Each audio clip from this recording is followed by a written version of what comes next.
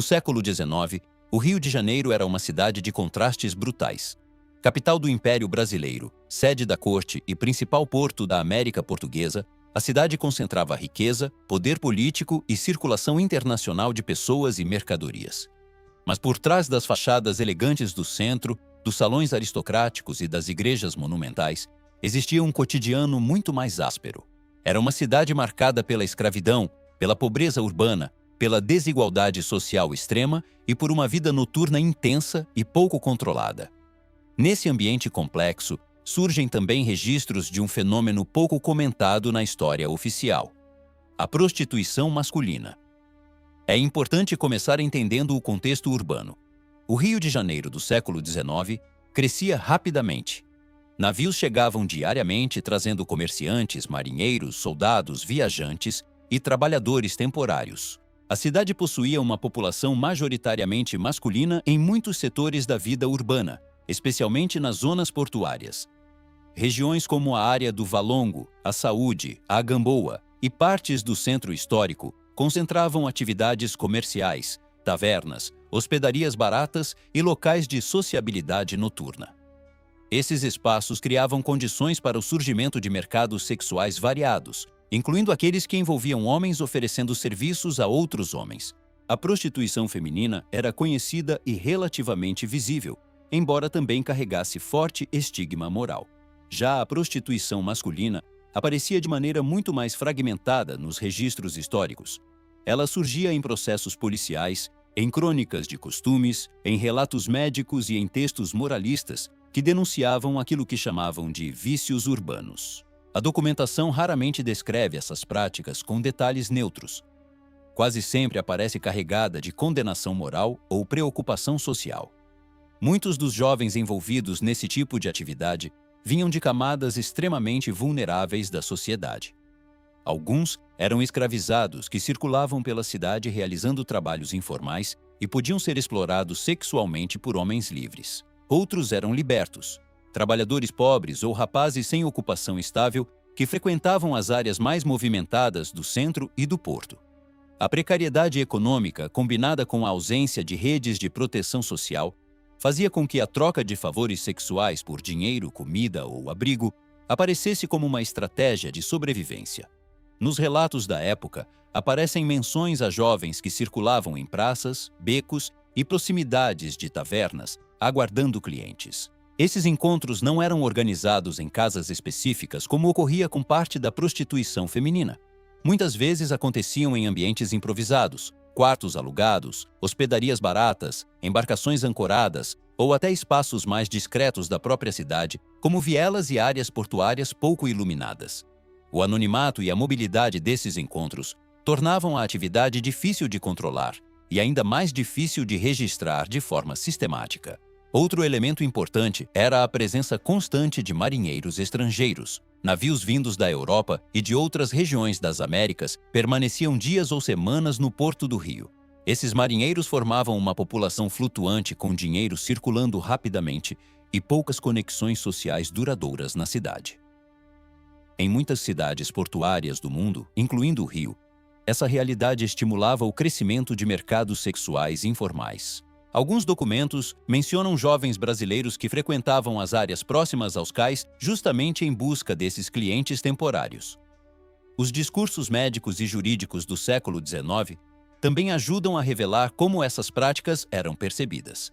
Na segunda metade do século, médicos e intelectuais começaram a escrever sobre aquilo que chamavam de degeneração moral das grandes cidades. Dentro desse tipo de literatura, aparecem referências a relações sexuais entre homens associadas à prostituição, à criminalidade e à marginalidade urbana.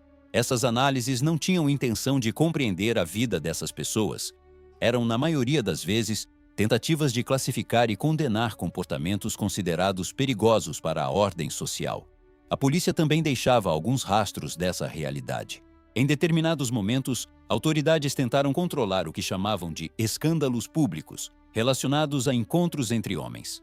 Essas intervenções normalmente surgiam após denúncias de moradores ou quando a presença de jovens considerados suspeitos em determinados pontos da cidade chamava a atenção. Ainda assim, a repressão era irregular e muitas vezes focava mais na desordem pública do que em uma política sistemática contra essas práticas. Um ponto fundamental para entender esse fenômeno é que a linguagem da época era muito diferente da atual. Termos modernos como homossexualidade ou identidade gay praticamente não existiam no vocabulário social do Brasil oitocentista. Os registros falavam em vícios, sodomia ou escândalos. Isso significa que muitas das experiências individuais dessas pessoas ficam invisíveis nos documentos. O que aparece são descrições fragmentadas, geralmente feitas por autoridades ou observadores externos. Também é importante notar que a prostituição masculina não formava um grupo social organizado ou uma comunidade claramente definida. Diferente de alguns ambientes urbanos posteriores, no Rio de Janeiro do século XIX, essas relações aconteciam de maneira dispersa, muitas vezes ligadas à sobrevivência econômica imediata. Para muitos desses jovens, a atividade podia ser temporária ou ocasional, dependendo das circunstâncias da vida urbana. Ao mesmo tempo, o próprio crescimento da cidade contribuía para ampliar essas práticas. O Rio se tornava cada vez mais uma metrópole imperial com intensa circulação de pessoas e culturas. A mistura de escravidão, trabalho livre e precário, imigração e comércio marítimo criava um ambiente social extremamente dinâmico. Em cidades assim, mercados sexuais tendem a surgir justamente nas áreas onde diferentes grupos sociais se encontram, especialmente em zonas de fronteira entre riqueza e pobreza. Outro fator relevante era a invisibilidade social dessas relações. Como eram consideradas profundamente vergonhosas pelas normas morais da época, muitas dessas interações aconteciam em segredo absoluto. Clientes frequentemente pertenciam a grupos sociais com maior poder econômico e tinham muito a perder, caso fossem associados publicamente a esse tipo de prática. Isso contribuiu para que a documentação histórica sobre o tema permanecesse limitada e fragmentada. Quando observamos esse conjunto de evidências, o que emerge não é uma história romantizada nem um fenômeno organizado de forma clara. O que aparece é uma realidade urbana marcada por desigualdade, vulnerabilidade e relações de poder.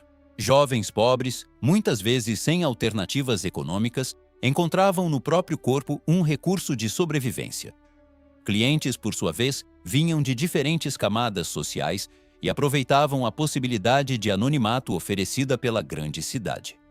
Portanto, ao falar de prostituição masculina no Rio de Janeiro do século XIX, estamos lidando com um fenômeno que existiu, mas que raramente deixou registros diretos. Ele aparece nas margens da documentação histórica, revelado por denúncias, comentários moralistas, relatórios médicos e alguns processos policiais.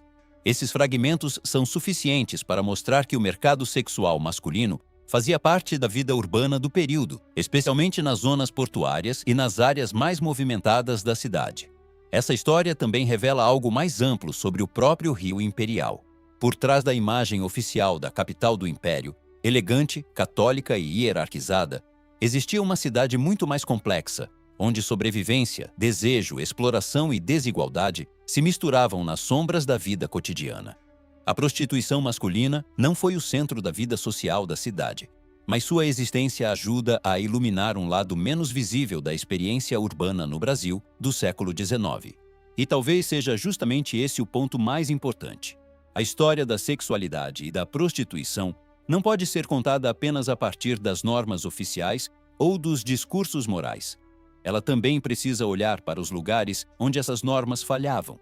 Becos, portos, hospedarias e ruas movimentadas onde pessoas reais tentavam sobreviver em uma cidade que crescia rápido demais e protegia poucos. Nessas áreas cinzentas da vida urbana, o Rio de Janeiro do século XIX revela uma dimensão que raramente aparece nos retratos mais tradicionais da história brasileira.